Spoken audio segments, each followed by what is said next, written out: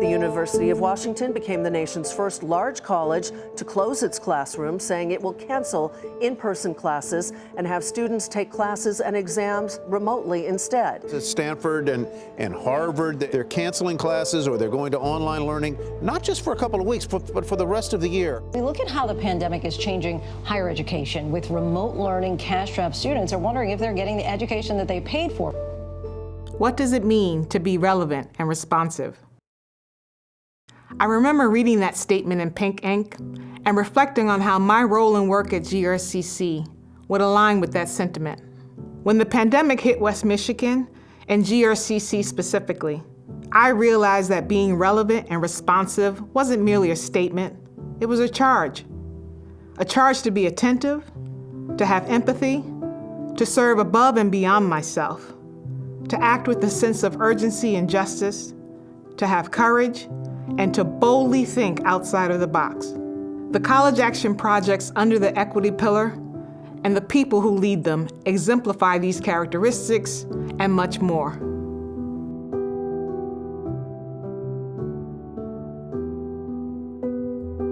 What does it mean to be relevant and responsive? In order to be relevant and responsive, we must listen to our students' stories. We need to remove the blinders of our own lived experiences from the equation. This can be uncomfortable, and it takes practice. But in doing so, we can identify and understand the barriers that are holding our students back from succeeding at GRCC. Once we do that, we have to connect them with all the resources available. That can be emergency financial assistance, housing resources, our food pantry, our counseling, advising, tutoring, and other services, as well as community resources. In March, when the campus moved to remote learning, we learned that many of our students did not have technology resources that one would need to attend and do classwork from home. We launched the Laptop Loaner Program in partnership with the Division of Information Technology. This fall, 861 students indicated a need for technology support.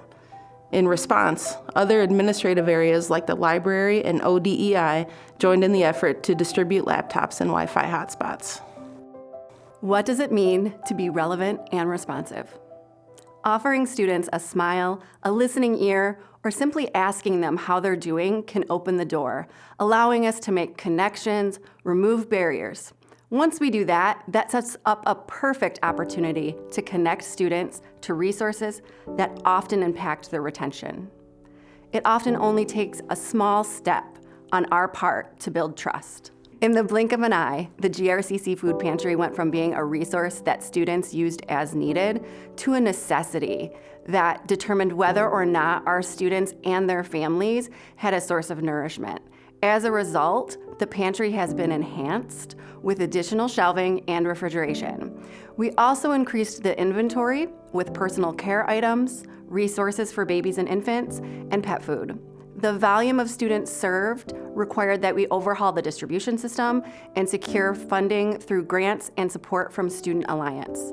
These efforts have allowed us to facilitate the pantry Monday through Friday from 8 a.m. to 5 p.m. The donations and several grants helped us meet the increased demand, but current reserves are low and may present a challenge for providing support to students next winter.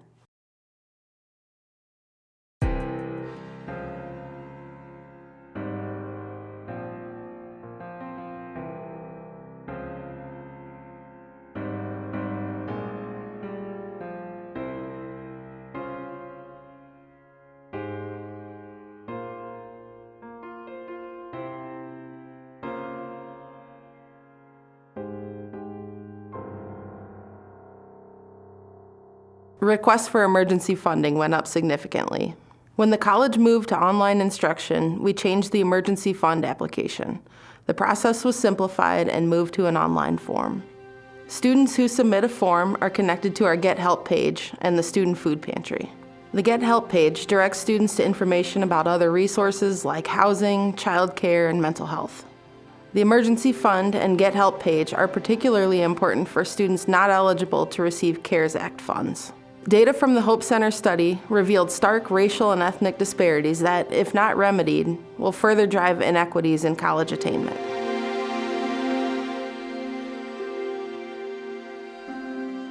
What does it mean to be relevant and responsive?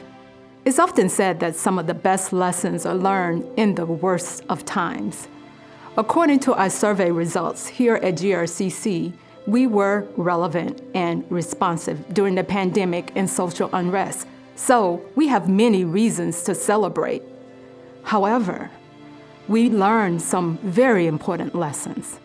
The pandemic's impact on GRCC's community was minimized by effective leadership, a focus on student success, and care for employees. However, as we aim to understand and tackle remote learning as a way of life for some, we need to invest and focus on equity in online education. I co-facilitate CAP 3.2 with Mansfield Matheson, who is the Director of Purchasing.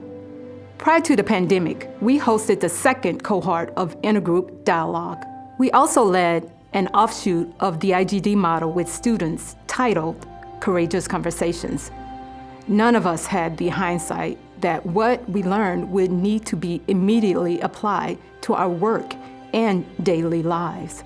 The killing of George Floyd made our discussions about the factors perpetuating systemic racism sobering. The current circumstances have also left CAP 3.2 reflective of our goals moving forward. For example, the impact of the pandemic revealed that campus climate is more than a physical space. We recognize that a sense of belonging is both physical and conscious. Therefore, the charge to build an inclusive campus for all will involve identifying resources that cultivate equity-centered practices in a remote environment. As I concluded that speech in 1992, I realized I was reaching a turning point. I was beginning to see how deeply and pervasively racism is embedded in our history, our culture, and our individual beliefs and values. This awareness brought a more profound realization, that of the racism in my own heart and my urges to suppress or deny it. My qualifications on the subject of race is in what I've read and what I've discussed with numerous people of color, and in self-examination. From all of this, I can only conclude that racism as we have known it in the past and as it exists today is illogical, irrational, and totally indefensible. Transitioning through the new normal was tough, but the ODI team didn't miss a beat. Over 100 GRCC stakeholders attended the town hall on two pandemics. Student Alliance and the Office of Student Life enthusiastically agreed to partner on their first Real Talk forum. 56 members of the faculty and staff signed up for the Read to Act Collective in partnership with the Center for Teaching Excellence. And we responded to rapid-fire requests to serve as panelists, guest speakers, training consultants, provided resources, and stayed the course with carrying out signature events. Certainly, it feels good to have our work recognized through accolades and awards, but we do this work to honor the legacy of Bob Woodrick. As we work to build a culture of inclusive excellence within and beyond our physical campus, we'll need your support in ideological and practical ways. We cannot sustain this work exclusively as a CAP team.